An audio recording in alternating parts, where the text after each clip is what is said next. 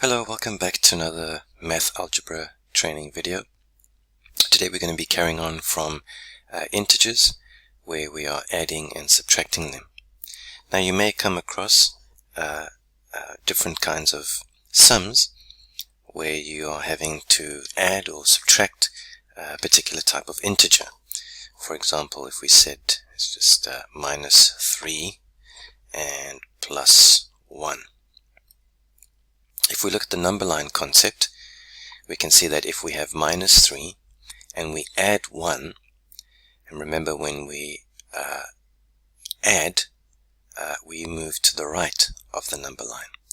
If we subtract, we move to the left of the number line. So we're going to add 1.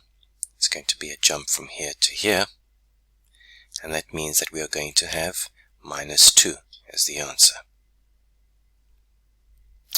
Another way of doing this, if you didn't have a number line, is that whenever you see a plus 1, the number that's over here, especially if it's a negative number, that number is going to increase in value. In other words, when we compare between two numbers, minus 2 is bigger than minus 3, because we're moving closer and closer to the absolute value of 0.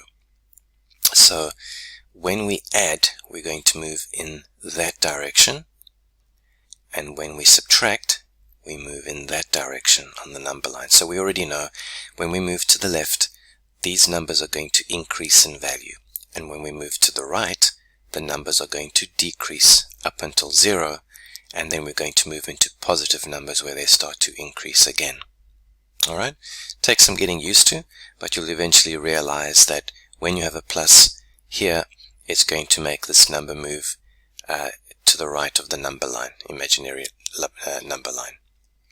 What if we had minus 3 minus 1? Here we're starting at minus 3. Now we're going to go back. Minus is in this direction, so we're going to go to this side, which is minus 4. Now we're minusing, so the answer is going to be minus 4. There may be times that you will see a combination of numbers, like minus 3 minus negative 1, for example. Now, how are we going to do that? Well, there's a little rule, and that rule goes that when we have a positive and a negative, we are going to have a negative. Or if we have a negative and a positive, we will always have a negative. If we have two negatives, we're going to have a positive. If you remember this little rule, you won't go wrong with integers. So in this example, the way that we would look at the sum is we'd say, okay, this is minus 3, this part here. Now I have a minus and a minus. I'm going to take these two minuses make a positive, and I'm going to say plus, and the number is 1. And the answer for that, when we know how this works, is we're going to move that way on the number line because it's positive, and so minus 3 plus 1 is minus 2.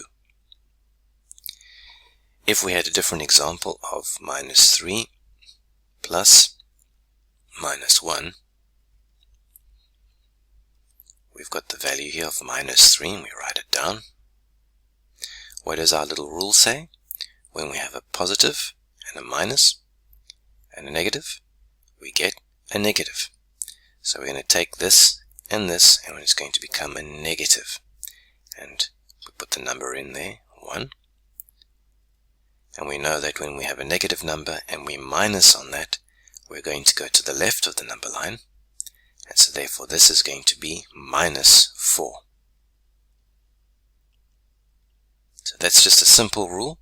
When you apply this rule, you'll always remember what you need to do with these operators when they throw these in and mix them all up.